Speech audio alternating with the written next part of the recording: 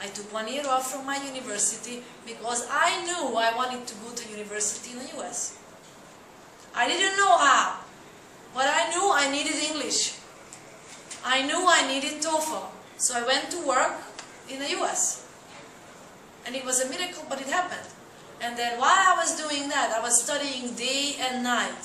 Day and night, whenever and I even watched Sesame Street with the kids, just to learn English.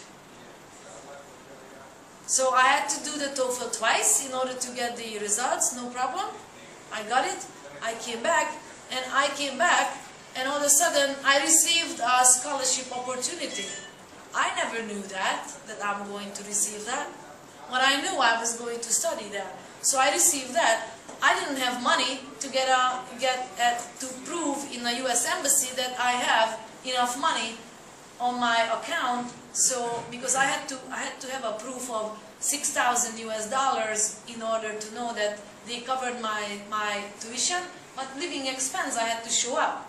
And all of a sudden I met a person who became my long-term partner, and he said, "I'll give you the money."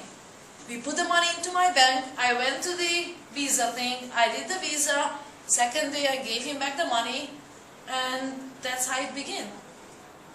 Then I went to the US, and I didn't have a place to live. I was going to be as a living nanny, somewhere to take a room, take care of kids, and go to school in the same time. And he came to my rescue and he said, "This is stupid. You're doing your master's. You need to focus." So he got me an apartment.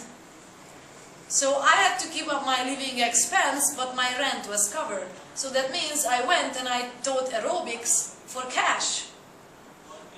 And I was teaching at the university, plus going to school at night. So I did that, and I knew I wanted to emigrate.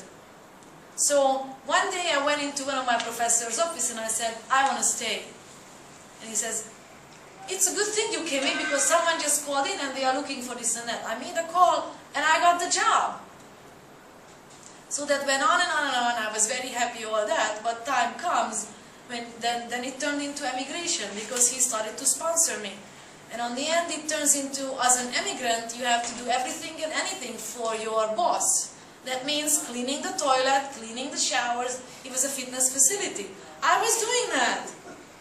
So I was so bored out of my mind, I know that I can't wait this long if I'm not doing something. So I said, okay, let's start thinking. So I was going out for 1.5 years into Manhattan every Saturday to dance and party. And one night, 2:30 in the morning, is a place called NV. I woke up and I said, "Zsuzsanna, what are you doing here? All these people are smoking and drugs and alcohol. What do you think? You're going to find a husband here?" So I drove home. A week later I was enrolled into my master's in clinical nutrition. Because I didn't want to do PhD in exercise physiology. Nutrition, I wanted more, and I couldn't get into PhD. So I said, very good, doesn't matter what I do, it will distract me from my work. Because I can't stand it anymore. And I was still in emigration. So I distracted myself, so I had a full-time job, and I went back to a master's program again, which meant me studying, going to school once a month for a whole weekend, meaning 10 hours a day, Saturday and Sunday, driving 80 miles each way. Saturday early morning, going home Saturday night, coming back Sunday morning, going home Sunday night. Next day, 8 o'clock Monday morning, be at work. Work 10 to 12 hours. Of course I was sick on the end of that. But it was better than just being in a job. Because I know that it will give me an outlet. And then while I finished that, I still didn't have my green card. And I was going out of my mind. And people just didn't listen to me because I only had masters. And at that point, I had 3 masters already. People still didn't look up to me the way that they would take my advice. And so one of my clients told me, when he saw me, I was so down. And he says, "Zsuzsanna, really, what are you doing here?" He says, "Why don't you have your PhD already?" And he says, "I have a friend write your proposal, he will help you to correct it, do it in a way, whatever. So he did. I handed it into University of Sydney and I was accepted by the mother of glycemic index. I have two people who did original research in glycemic index and she accepted me. But I couldn't get the scholarship. Then I had to give up America altogether and go back to Hungary where can I afford a PhD. And I cried my brain out that I lost everything. At that time I got my green card, just got my green card. And I gave it up. Actually I took some time off and then for my PhD I had to prepare and I got in and I had to, I was traveling a little bit, then I had to move back to Hungary. And all of a sudden, when I was in my lowest again, something happened. Somebody called from my advisor, my PhD advisor. She said, from my status, I cannot take this job to do commercials. Please do the commercials. Be a nutrition advisor. So I took it up. The guy became my business partner. I started to do food business. I started to earn money like never before. So it's all about giving up because you know what you want. Give up, know what you want. It will happen. You have to persevere, persevere, persevere. And then I worked my PhD through, part of it is through Malaysia. You done your PhD in Hungary or? In Hungary. In Hungary.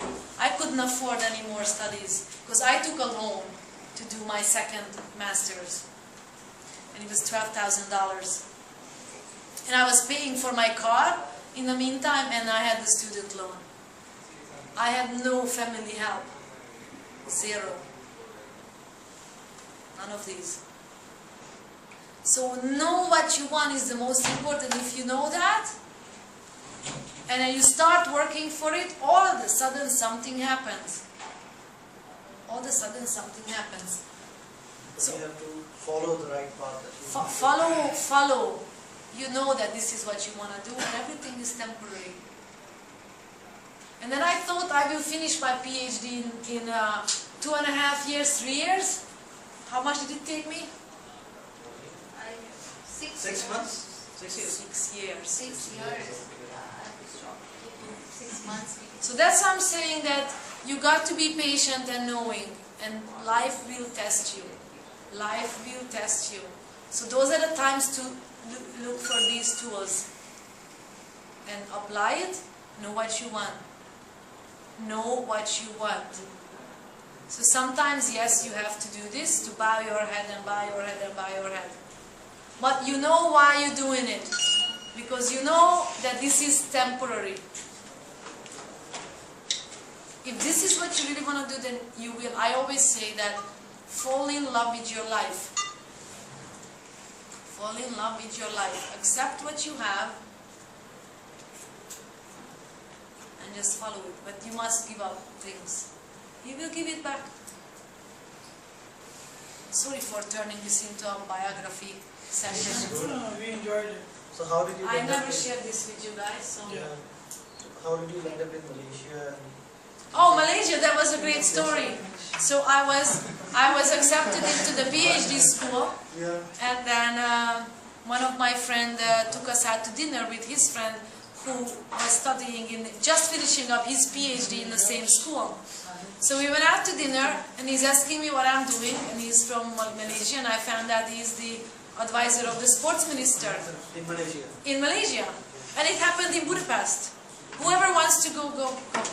So he said, Zsuzsanna, but you know this is brilliant, we need you.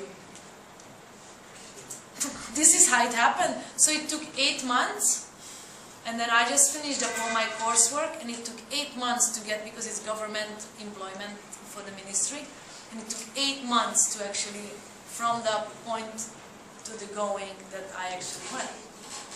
And then I was there 4.5 years. It took me 1 year just to get started to work, because I was parachuted into a job which nobody wanted me there, and I didn't know that. I thought they are waiting for me like, open hands. And there is a white woman shifted here